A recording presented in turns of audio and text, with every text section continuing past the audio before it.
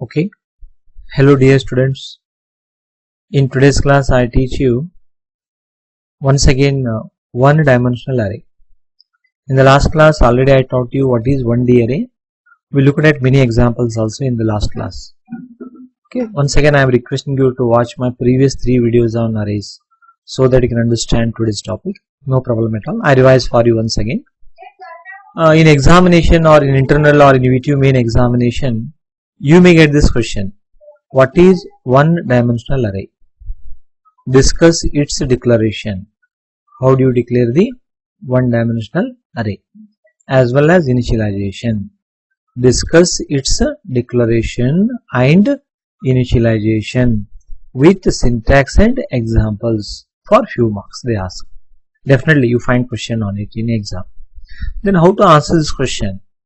In today's class we discuss about answer for this question only. And usually the marks distribution will be like this.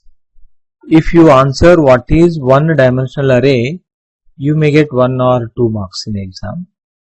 Then what is declaration? If you explain, 1 marks for that. For syntax 1 marks. For examples 1 marks. Totally it may carry 3 marks. Next initialization they are asking, no? You need to explain what do you mean by initialization. You have to write the syntax for initialization. You have to give the examples for initialization. If you do so, you get 3 marks. Totally it carries 1 plus 3 plus 3. Totally 7 marks in examination. Now I teach you how to answer this question in main exam. Before answering this exam, before answering the answer for this question in exam, you need to get the knowledge, no? That knowledge I am trying to give you. What is 1D array? Already I taught you in my last class. What is 1D array? One dimensional array can be defined as a linear list of data elements or sequential list of data elements of the similar type, not dissimilar. Dissimilar means structure. A linear list of data elements of the similar type stored in computer's continuous memory with a common name. What is the drawback of an array? Do you know? It requires continuous memory. That is one more drawback of an array. In Viva also they ask what is an array also, as well as they may ask you drawbacks of an array. Drawbacks of an array is nothing but it requires continuous memory. And we need to mention the size compulsory, fixed size. We cannot increase or decrease. That is one more drawback. And all values are similar time. It is advantage as well as disadvantage. Okay, no problem. I'll come back. What is 1D array? One dimensional array can be defined as a linear list of data elements of the similar type stored in computer's continuous memory with a common name, but with different index value we access. Those index values starts from 0 and ends with n minus 1 or size minus 1. Then what is declaration of 1D array? Look at the examples first. Int a of 100, float b of 50, next char ch of 50, int rule number of 100, float avg of 100, char first name of 25, middle name of 25, last name of 25, char book name of 100, author of 50. All these are called declaration. Just we declared the arrays. We have not used the arrays. Just we allocated the memory. I explain you one by one slowly. I would like to store 100 integer values in computer's memory. Don't define 100 separate variables. Just int a of 100. Means at once we allocated 100 memories. To all 100 memories we have given common name as a of 0, a of 1, like this, a of 99 up to. Someone will tell you to store 50 floating point numbers. Don't define separate 50 float type of variables. That is not a that is not an easy task. Float b of 50. At once we allocated 50 memories. We have given common name as b of 0, b of 1, like that, b of 49, last memory name. To store maximum 49 characters, one extra we need for null value, char ch of 50. We can store 49 characters maximum. To store rule numbers of 100 students, int rule number of 100. I want to store average marks of 100 students, float avg of 100. I would like to store your first name, middle name, surname means last name, char first name of 25, middle name of 25, last name of 25. All these three are called character arrays or character array is also called as string variable. Means you can call these three as character arrays, or you can call all these as string variables also. What is this first name? Sir, it is character array. Other student will tell that, sir, this is string variable. Both the answers are correct. All these three are character arrays or string variables. Very good. I would like to store name of a book and author of a book. I need two string variables, book name and author, of maximum size, book name of 100, author of 50. Just we have allocated the memory, we have not stored anything. This is what we call declaration. I hope you understood. What is declaration? Just we are allocating the memory. We are not assigning any value. It is called declaration. That means array must be defined in the declaration part of main function. Inside the program, first main starts in the main. First we allocate the memory. While allocating means defining variables. Wherever you define variables, no, there only define arrays. That is what we write in exam like this. Arrays must be defined in the declaration part of main function by using the following syntax. To define these things, we followed some rule. Int is data type, float is data type. Okay. First data type will come. Char data type, array name, size. Data type, array name, size. Okay. Data type, array name, size. And data type, array name, size. Okay. Data type, array name, size. Which rule you followed now? First we need to type data type. Okay, very good. Next array name, very good. Square bracket is must, very good. Size you have to mention, very good. Then semicolon is must. This is what the syntax we follow. This syntax carries 1 marks. To explain, what do you mean by data type? The type of data element, so whichever we store in an array, that might be int, that might be float, that might be char, that might be double, that might be signed, unsigned, long, short, etc. Array name. Array name means valid identifier, valid name.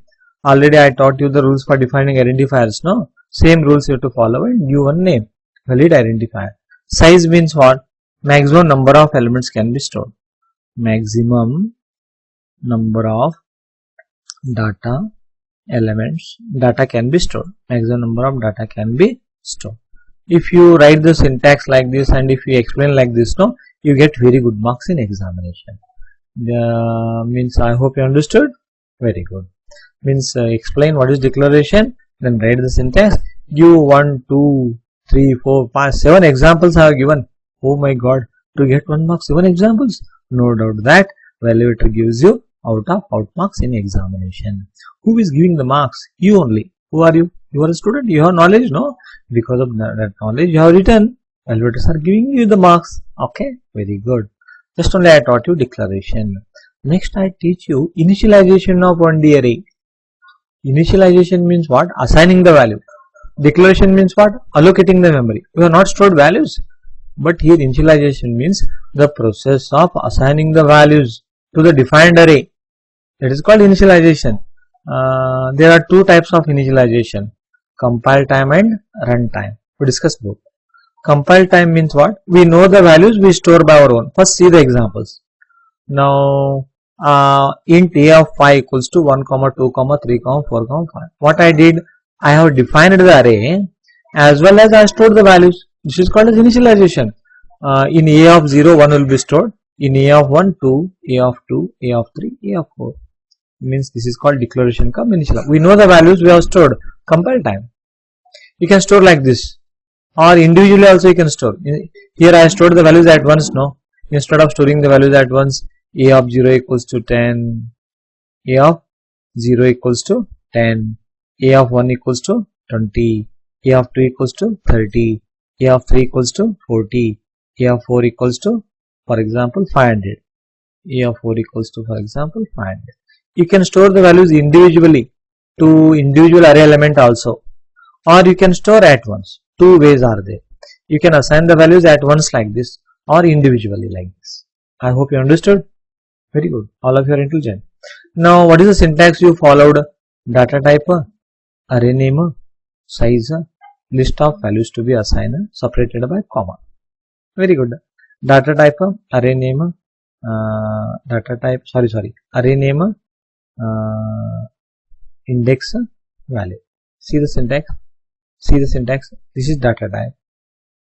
This is array name. This is size. These are the list of values to be assigned, separated by comma. And individual value how to assign? Sorry. Array name, then index value. See here. Array name, index value. Array name, index value. Array name, index value. Means this is what syntax for compile time. Compile time means what? We know the values we store by our own. That is compile time as initialization. Assigning the values to an array at once to all array elements. This is individually like this. I hope you understood. Very good. Runtime means what? We do not know the values. We don't know. We read and store. Oh my god. Run time. Run means during the execution of program. If we do not know the values to be stored, then we read by using input functions from users. Input functions from users. If we do not know the values to be stored, then we read values means input. Then we read values by using input functions from users. By using input functions. Okay. See the example so that you can understand. Okay. Int a of 5, memory is allocated, values are not stored. Very good. Then enter 5 values.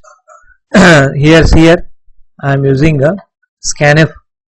I equals to 0 first. 0 less than 5? Yes. 1 less than 5? Yes. 2 less than 5? Yes. 3 less than 5? Yes. 4 less than 5? Yes. 5 less than 5? No. Means we get 0, 1, 2, 3, 4, no? How many times scanf works? 5 times. Okay. First time a of 0. Whatever the value you enter, that will be stored in a of 0. Okay. Understood? See here. First time I will be 0. First time I is 0. Whatever you enter, that will be stored in a of 0. Assume that I enter 100. 100 will be stored in a of 0. Then I plus plus. I plus plus means 1. Whatever you enter second value, 200. 200 will be stored. I plus plus. I becomes 2. Then 300. I plus plus 400. 500. Like this we store. Okay. Mostly I explained in the day. I explain it slowly. First time I is 0. Okay. 0 less than 5? Yes, sir. I enter first time 100. Okay. If you enter first time 100, 100 will be stored here. Then I plus plus. I plus plus means 1. Whatever you enter second value, that will be stored here. I plus plus. It becomes 2. I enter third value as 300. I plus plus 400. I plus plus 500. Values are stored. Which one we use? Scanf. Next, you have to print. No, array elements are as follows. Then again same for we use, but here we use printf.